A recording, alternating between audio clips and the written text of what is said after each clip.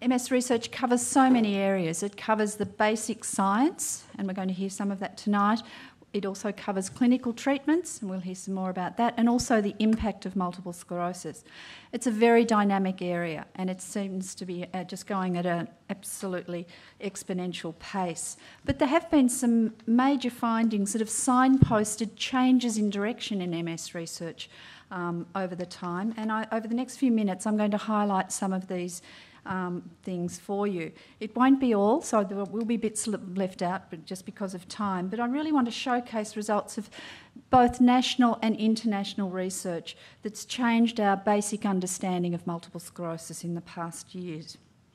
The following speakers are all expert clinicians and researchers, and they will provide you first-hand information about some of these important areas that I'm going to cover, and will further highlight the diversity of MS research. Okay. So, first off, I thought one of the things that has changed and really changed our understanding of multiple sclerosis has been in the area of technology. And I think that's probably a funny way to start, but really there used to be the hot bath test for diagnosing multiple sclerosis. Now we've graduated to the MRI, and I know in Melbourne the first MRI was in 1987, so that wasn't 1987, that wasn't that long ago. The MRI has developed our understanding in MS. It's become used as a diagnostic tool. It's shown us that this is a much more dynamic disease than we ever thought. Okay, we used to think that people would just have episodes and then it would be quiescent. The MRI is changing all the time. So we've learnt a lot more about what's happening in the silent type of disease. MRI has also helped us understand that this is a whole brain disease. It's not just little areas, but the whole brain can be affected. The outer covering, which we call the cortex, and the inner white part. And it's also been used as a marker of disease activity in clinical treatments, but also in clinical trials. So the MRI has been a recent advance, and it's certainly changing as the technology of the MRI improves with time as well. In relation to pathology, we've learned more recently that the nerve fibre itself, the axon, breaks down early, and this has led to talk about neuroprotection and neurorepair, and that leads on to some stem cell therapy that we were going to hear about. When you used to go to MS meetings, you never heard about protection, you never heard about repair. These are really new terms, and it's because we understand more about the pathology of multiple sclerosis, what's actually happening. There's also been a lot of work in the immune system, and this has led to the development of new therapies. And each new understanding of the immune system allows more opportunities to develop new therapies in a clinical setting. We have the immune modulating drugs that have been around for a while, but there's also Tysabri that's developed, which has a different mode of action and targets immune cells that would cross the blood-brain barrier and into the brain itself. And now more recently we have the oral medications, all ongoing, and many more medications are in the pipeline in a clinical research setting. Then there's the environment, and we're going to hear more about this, and this is where Australia has really led the way. We know that there's the latitudinal gradient, and that's shown us that the importance of vitamin D and the ultraviolet radiation, and there's also work going on looking at viral infections and perhaps what's the relationship of Epstein-Barr virus, which causes glandular fever. And that's work that's happening in Australia. Also, there are genetic factors, and this is a blank slide because David's going to fill us in on this later.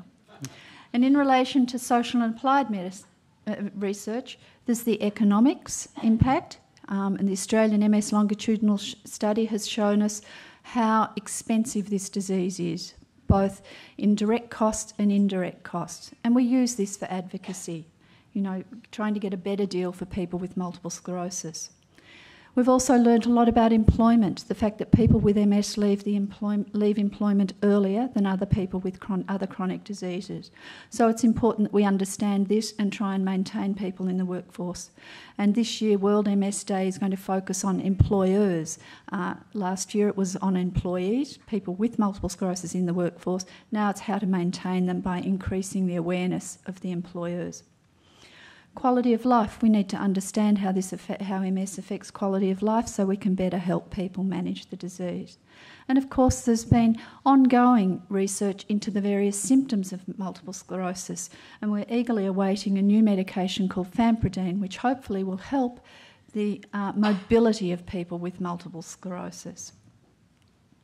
Now, just to change track a little bit, in 2008, the International MS Federation conducted a survey of research of 42 member countries. And Australia came in at the 6th highest country in regards to the amount of funding in dollar terms that went into research into multiple sclerosis, which, when you consider large population countries such as America and Canada, our small population, to come in 6th was fantastic. And certainly the research that's done here was similar to what was identified as key priorities by all these member countries. So, and I think this is in no small way due to the establishment of the MS Research Australia. And as one neurologist and clinician, but also researcher, Trevor Kilpatrick, says, MS Research Australia has changed the landscape of MS research in Australia. So by holding workshops and developing virtual institutions, helping researchers collaborate and communicate has really gone a long way to helping us get better research happening here for money, and hopefully will help us find the cure eventually. So you can see in the red along here is where the funding was for multiple sclerosis before the establishment of MS Research Australia. Now that MS Research Australia's up and running, there's certainly been a real escalation in the funding dedicated to research. Various workshops have been held that has led to the development of, say, the brain bank, the gene bank, there's clinical trials network, there's a prevention study wanting to be undertaken, and of course the social and applied Australian MS longitudinal study. And Dr Simmons is in the audience, and he's the key person who runs this. So I think Australian researchers, they really kick well above their weight. And this is for Essendon supporters. This is Coleman with his famous mark. And I think we can be duly proud of the MS research that happens in Australia.